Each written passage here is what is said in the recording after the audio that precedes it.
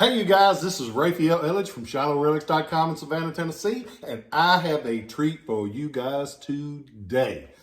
Yep, this is one that I've always wanted to do. I've only seen a couple of these, and I've never had an opportunity to buy one before. And when I bought it, I thought, that's gonna make a cool video because I like sharing things with you guys. If you are any student of American firearms at all, you've heard of the Springfield Armory, Springfield, Massachusetts. It's the place where the majority of the weapons that were used in the late 1700s and 1800s came from. Springfield, Massachusetts, Springfield Armory. Well, production has to start somewhere with any kind of gun. And at the Springfield Armory, this is the one that started it. It's officially known as a U.S. Model 1795 musket. Big gun. As you can see, it doesn't even fit in the camera field. It's 60 3/8 inches in overall length, and the barrel makes up 44 3/4 of those inches.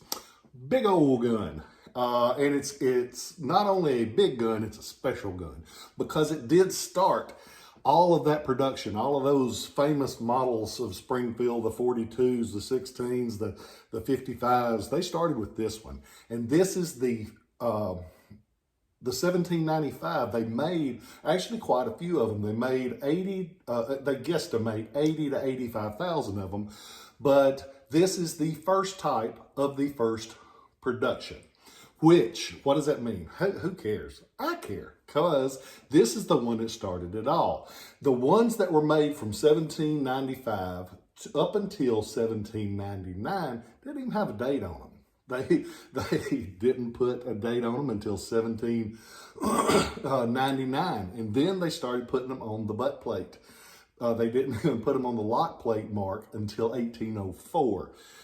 And these guns, you don't see them. You can imagine they just were used up and discarded, and when they got a newer model, they took them. This one is the first model. It's beautiful. It's in the original flint. It's a great gun. This one is cool from top to bottom. And not only is it the first gun that they made at Springfield, it's the first standardized musket that the U.S. government purchased. It's also the first U.S. arsenal-made military musket.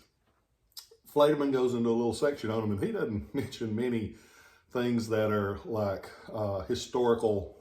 Well, he does on some things, but this one, he says, it holds a special place in people's hearts because it's what started them all.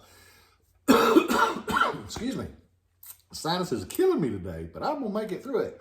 But as for the gun, on the lock plate, it will have the Union Eagle. It's a kind of a crude eagle compared to the later ones like this. It'll also have the Springfield Armory mark on the lock plate. No date anywhere.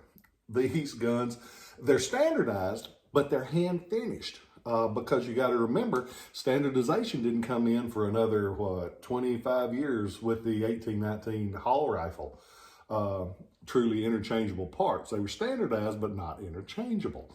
Hand finished on a lot of it. Matter of fact, look at the way the butt plate goes on this gun. It's crude, it's off center, but it's very functional. It's very well made compared to what they were using.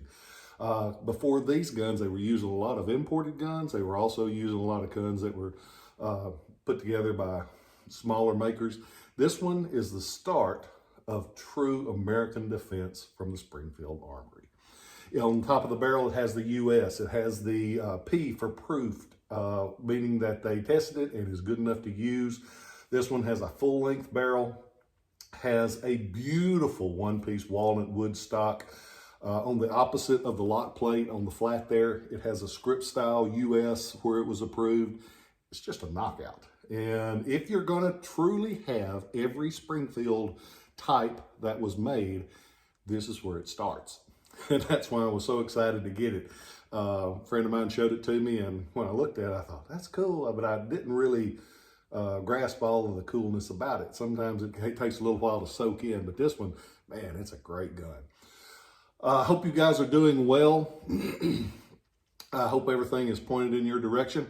I saw a thing yesterday about teachers, and that they were saying how hard teachers have it, and they do. I'm respectful for teachers. I'm thankful for teachers. I had some of the best ones in the world when I was growing up.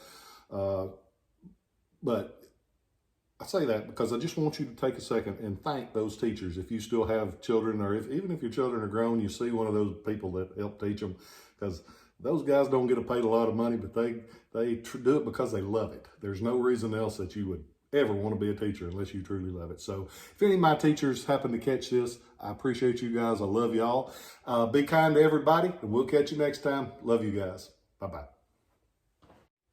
I forgot to tell you, go on to ShilohRelics.com. You can see this musket. I actually bought a lot of Flintlock muskets. You can go on there and you can see them from Pomeroy. You can see them from Stillman. This one, there's a bunch on there. Go on there. Flintlock pistols and muskets. So go on there and check those out, because I don't get them very often, but I got some now.